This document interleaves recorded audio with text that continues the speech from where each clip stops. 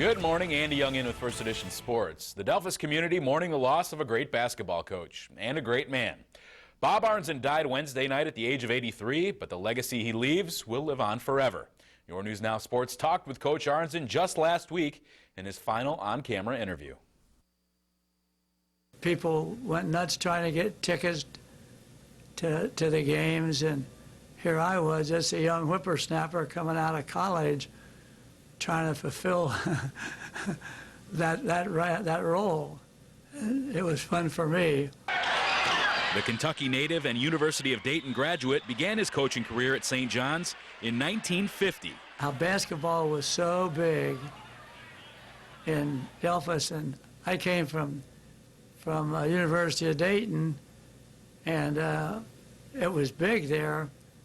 Nothing compared to what St. John's was like. If basketball was big before Coach Arnzen's arrival, it was even bigger during his time on the bench. We didn't sell any tickets when he was here other than tickets that were turned back by the visiting team. Everything else we had was sold out. It was absolutely sold out. This place, we could get whatever we wanted for tickets and people would have paid it. In 43 years, he amassed 676 career wins, ranking 4th all-time in Ohio boys basketball history.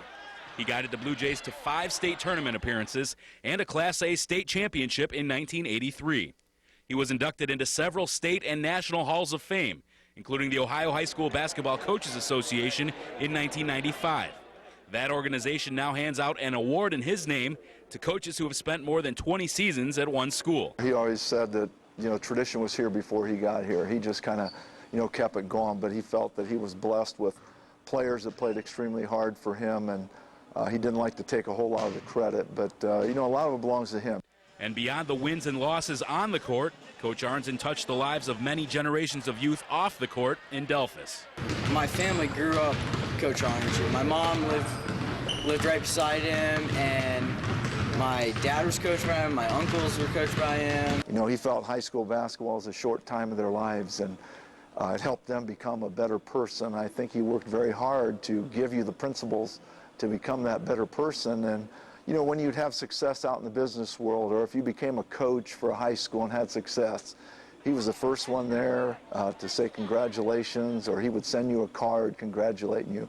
So his team and his players meant quite a bit to him.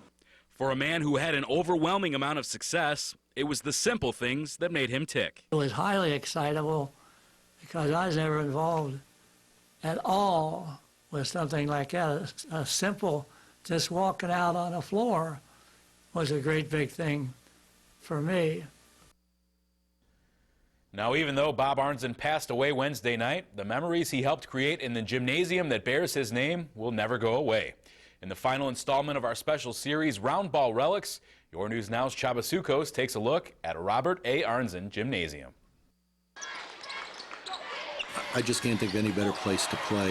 And again, when you talk about home, this is home for a lot of people. In the spring of 1957, the Blue Jays migrated south from the stage when St. John's built a new nest for basketball. The crowds that came to the games, the crowds that tried to get in and couldn't get in, led to having a new gym right away. The gymnasium commemorates not only one of the most prolific coaches in the area, but the entire state as well, Robert A. Arnzen. Who else would you name that gym after?